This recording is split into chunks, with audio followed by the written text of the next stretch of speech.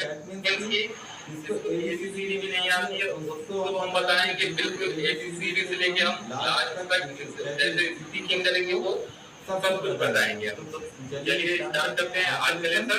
तो देखिए सबसे पहले हम आपको बताते हैं अल्फाबेट। अल्फाबेट क्या होता है? हिंदी में अल्फाबेट यानी हम अक्षर को कहते हैं। अल्फाबेट की हिंदी होती है अक्षर या वर्ड। तो इंग्लिश में हमारे इंग्लिश में कितने अल्फाबेट हैं? हमारे इंग्लिश में टोटल 26 अल्फाबेट है। यहाँ पे मैंने लिखा है टोटल 26 अल्फाबेट है, यानी कि टोटल 26 अक्षर है। अब हम बात करते हैं वॉवेल। इन 26 अक्षरों में से 5 अक्षर जो है वो स्वर कहलाते हैं, यानी कि जिसे हम वॉवेल कहते हैं। वो कौन कौन से अक्षर हैं? ए, ई, आई, ओ, यू। इसे कहते हैं हम वॉवेल। जब हम 26 में से 5 अक्षर निकाल लेंगे, यानी कि 5 स्वर निकाल लेंगे, 5 वॉवेल्स निकाल लेंगे, यानी 5 अक्षर निकाल लेंगे, तो हमारे जो बचे हुए अक्षर होते हैं उसे हम कंसोनेंट कहते हैं। तो कंसोनेंट यानी कि व्यंजन। ठीक है, तो व्यंजन कितने हमारे होंगे? जब 26 में से 5 निकाल लेंगे तो कितने बचेंगे? 21 बचेंगे, यानी कि कंसोनेंट हमारे कितने हैं? 21 है। कितने हैं कंसोनेंट? 21 है। ठीक है, अब बात करते हैं वर्ड। वर्ड कैसे बनता है दोस्तों? जब एक अक्षर के साथ यानी एक अल्फाबेट के साथ कई अल्फाबेट मिलते हैं तब एक वर्ड बनता है जिसका एक मतलब होता है। ठीक है, जैसे हम इंग्लिश में शब्द कहते हैं। ठीक है, ये हमारा वर्ड हो गया। एग्जांपल के लिए हम यहाँ पे वर्ड लिखते हैं, जैसे एस डबल ई मिलके सी हो गया। सी मतलब देखना। ठीक है, इससे मतलब हो गया। ये एक हमारा वर्ड हो गया। दूसरा वर्ड क्या लिखा है? P L A Y play. ये दूसरा वर्ड हो गया हमारा। तीसरा वर्ड क्या है? वर्ड। ठीक है, डब्ल्यू ओ आर के मिलके बना है वर्ड। वर्ड में काम भी होता है और काम करना भी होता है। ठीक है, तो हमारे क्या अल्फाबेट क्लियर हो गया, वॉवेल क्लियर हो गया, कंसोनेंट क्लियर हो गया, वर्ड क्लियर हो गया। ठीक है, अब हम बात करते हैं सेंटेंस। सेंटेंस को हिंदी में कहते हैं वाक्य। एक वाक्य हम जो बोले या एक सेंटेंस हम बोलते हैं तो हमारी बात पूरी सामने वाले को समझ में आ जाए, उसे हम कहते हैं सेंटेंस। ठीक है, जैसे यू टीच मी, यानी कि तुम मुझे पढ़ाते हो या आप मुझे पढ़ाते हैं। ठीक है, तो ये क्या है? ये पूरी बात है। आप मुझे पढ़ाते हैं, हमने कहा कि आप मुझे पढ़ाते हैं, आप समझ गए कि आप हम आपको क्या कह रहे हैं, इसे एक सेंटेंस कहते हैं। ठीक है, तो सेंटेंस बनाने के लिए हमें सबसे पहले मालूम होना चाहिए सब्जेक्ट। तो आपको सबसे पहले सब्जेक्ट बताते हैं। सबसे पहले हम आपको बताते हैं सब्जेक्ट कहते किसे हैं। सब्जेक्ट हम कहते हैं जो काम करने वाला होता है या जिसके बारे में बात की जाती है उसे हम सब्जेक्ट कहते हैं। तो यहाँ पे मैं सब्जेक्ट लिख दिया है I you we they she he that this it या एक ना। ठीक है, ये है सब्जेक्ट का मतलब हम बता रहे हैं। आप बदल लीजिए सब्जेक्ट को भी जरूरत नहीं है आपको। आई का मतलब होता है मैं, मुझे या मुझको। यू मीन तुम, तुम्हें या तुमको, या आप आपको। वी मतलब होता है हम, हमें या हमको। दे मतलब होता है वे, उन्हें या उनको। शी मतलब होता है लड़कियों के लिए होता है, उसे या उसको।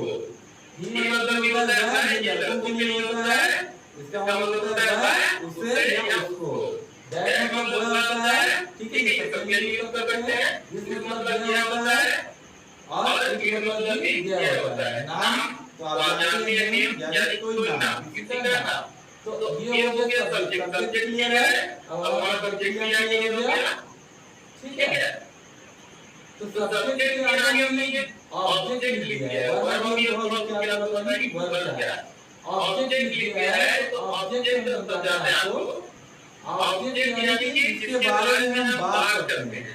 इसका सेम मतलब होता है यही, आई और मी का मतलब सेम होता है। ठीक है, लेकिन जब हम शुरू में लिखते हैं आई सब्जेक्ट तब आई लिखते हैं और सेंटेंस के लास्ट में लिखते हैं तो वो मी हो जाता है हमारा। ठीक है, उसी तरह यू यू भी रहता है, वी इधर दूसरी तरफ लिखते हैं लास्ट में अच हो जाता है, दे दूसरी तरफ लिखते हैं तो देम हो जाता है, सी दूसरी तरफ लिखते हैं तो हर हो जाता है, ई दूसरी तरफ लिखते हैं तो नहीं हो जाता है, दैट दोनों तरफ दैट रहता है, दोनों तरफ रहता है, दोनों तरफ इफ रहता है ना, दोनों तरफ ना होता है। अब इसका मतलब है दूसरी तरफ क्या मतलब है, जैसे इसी सेंटेंस देखिए, यू टीच मी, तुम मुझे पढ़ाते हो, मुझे देखिए अभी आपसे हमने क्या बताया कि आई होता है, तो आई क्या है, सब्जेक्ट की तरह जानने के बाद में क्या ये क्या हो गया, नहीं हो गया, ठीक है आगे निकला।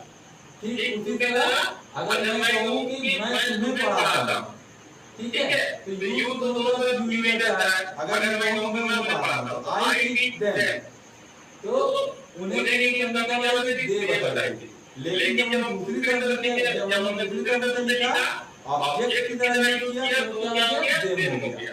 तो आई होप कि ऑब्जेक्ट भी आपका क्लियर है, ठीक है। आप याद कर लीजिएगा कि सब्जेक्ट जब ऑब्जेक्ट बनकर इस तरह आता है तो क्या कौन सा तरीका होता है, कौन सा नहीं देता है, ठीक है, मतलब सेम होता है। अब हम बात करते हैं वर्ब की, ठीक है, वर्ब की बात करते हैं। वर्ब मतलब होता है काम, किसी काम को वर्ब कहते हैं और सेंटेंस बनाने के लिए हमें वर्ब की बहुत जरूरत पड़ती है, ठीक है। तो देखिए जब मतलब क्या होता है कूदना, ठीक है, ये काम है, ये वर्ब है। वॉक मींस टहलना या चलना, ये काम है। रन दौड़ना, ये काम है, यानी ये वर्ब है। कोई भी काम मतलब देखना वो भी काम है, एक्सप्लेन मतलब समझाना वो भी काम है, ठीक है। तो कोई भी काम जो काम होगा उसे हम वर्ब कहते हैं। तो आपको वर्ब की समझ में आ गया कि वर्ब क्या होता है।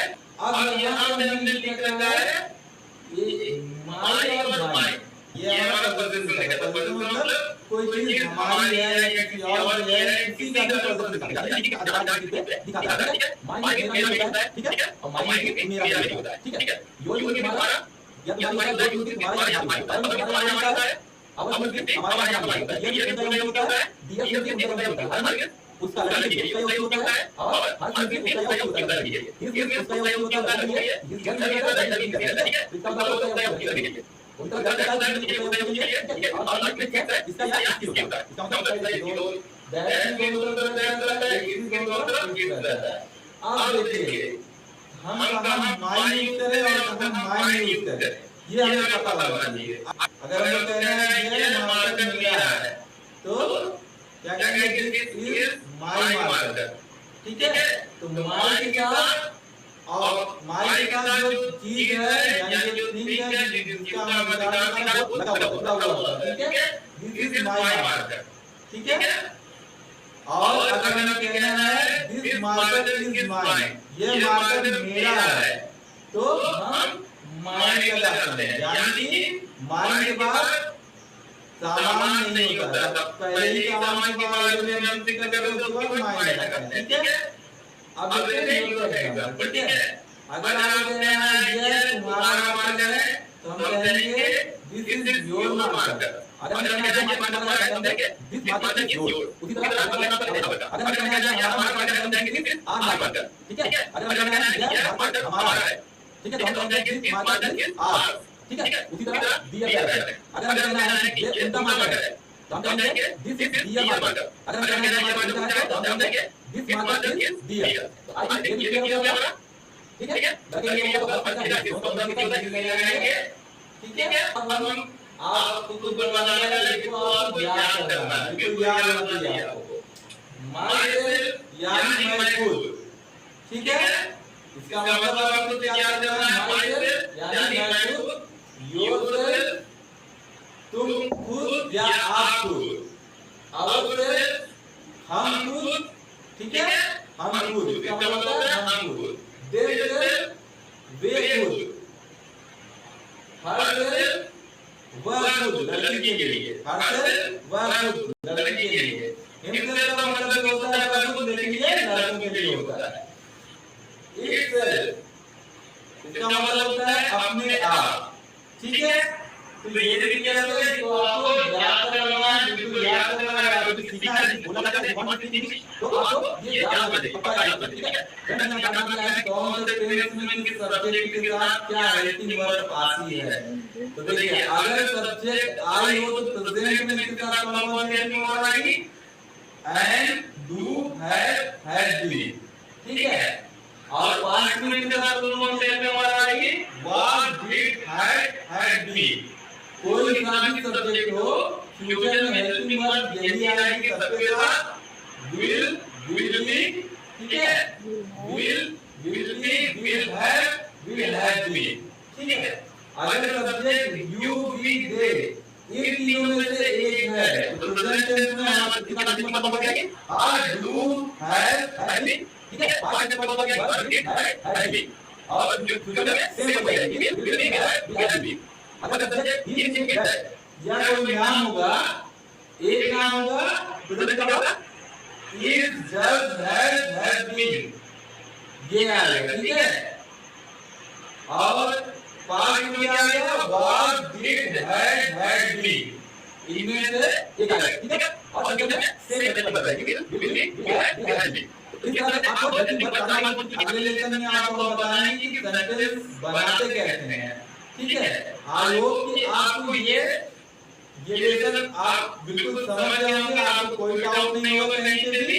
अगर कोई डाउट होता है तो हमें कमेंट बॉक्स में लिखिए, हम आपको बताएंगे। ये 0 लेवल से है, आप बिल्कुल देखिए। इसके बाद ये लेसन 1 है आपके लिए, इसके बाद हम लेसन 2 लेके आएंगे। इसके अगला स्टेप जिसमें हम आपको बताएंगे कि सेंटेंस फॉर्मेशन कैसे किया जाता है, वो हम आपको बताएंगे, ठीक है।